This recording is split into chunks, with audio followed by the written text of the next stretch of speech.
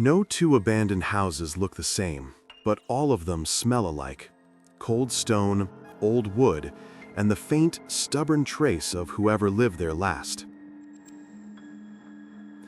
You learned that halfway through the war, when patrols became less about maps and more about walking through empty rooms that still held the warmth of a life interrupted.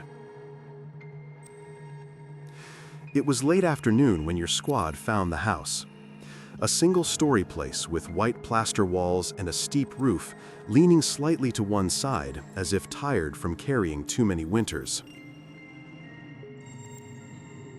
The village around it had been deserted for days, swept clean by retreat and counter-retreat. The house had one thing the others didn't, a front door standing slightly ajar, as if someone had left in haste or wanted someone to enter. You were the third man in the line. Rifles up, boots soft on the mud, a wind that carried the smell of wet hay and burnt engine oil.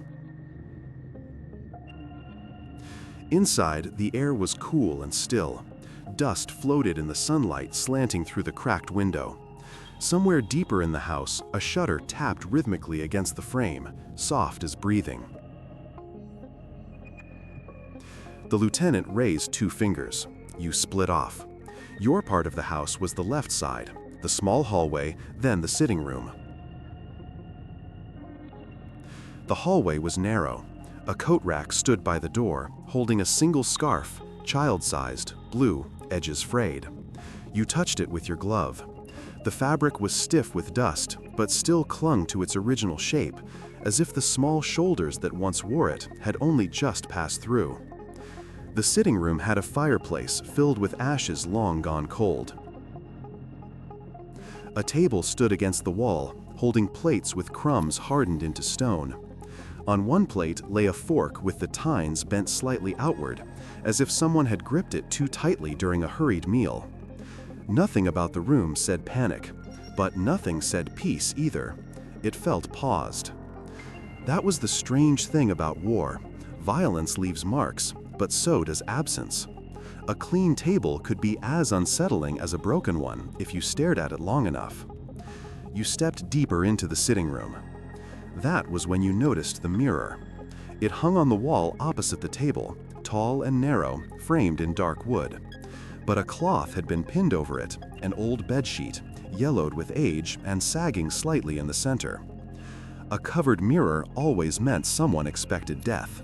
Superstition or tradition, it didn't matter. People didn't cover mirrors unless they were afraid of what might look back. You approached it slowly, your boots whispering on the wooden floor. Behind you, the squad moved from room to room, their steps creaking through the silence. You heard someone open a cupboard, someone else whisper a low curse, the lieutenant giving clipped instructions. But here, in this room, all sounds felt distant. Your fingers brushed the cloth. Something shifted behind you. You spun, rifle up, breath held. But it was only the shutter again, tapping in the breeze. You exhaled, turned back to the mirror. The cloth had moved slightly when you touched it, revealing a corner of the glass. In that small, exposed triangle, you didn't see your own reflection. You saw the room behind you, the empty chair, the cold fireplace, the door to the hall, and something else. A pair of boots, not yours. You froze. Then, heart hammering, you turned. Nothing behind you. Only the room. Only dust and stillness. You swallowed hard and looked back at the mirror. But the boots were gone now. Just your own silhouette, stretched thin by the slant of light. You tugged the cloth down properly and forced yourself to move on. The next room was a bedroom with two narrow beds, one made neatly, one unmade, as if the sleeper had gotten up in a hurry. On the unmade bed had a small indentation on the pillow, the shape still crisp, not yet flattened by time. On the bedside table lay a book with a pressed flower tucked inside, its petals brown and fragile. A wardrobe stood with its door open, hinges squeaking when you tested it. Inside hung a single dress and an empty uniform sleeve cut cleanly from its jacket. A bandage lay on the floor beneath it, stained a rusty brown. Someone here had been wounded. Someone had tended to them. Someone had left, taking the rest of the uniform and the person attached to it. You felt the quiet swell in your chest. Not sadness exactly, something heavier, deeper, harder to define. The kind of weight that comes from witnessing the echo of a life, not the life itself. Back in the main room, the lieutenant called out, "Clear." Your squad assembled in the front hall. The lieutenant made notes on his pad. "Nothing worth taking," he muttered. "Move on before dark."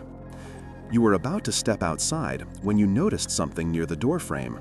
Small, dried streaks on the wall at knee height. Brown, old. The marks of a hand dragging itself forward. A child's hand. You didn't point it out. What would be the point? War had 1,000 tragedies. One more didn't alter the map. But as you left the house, you looked back once. The window of the sitting room stared out like a tired eye.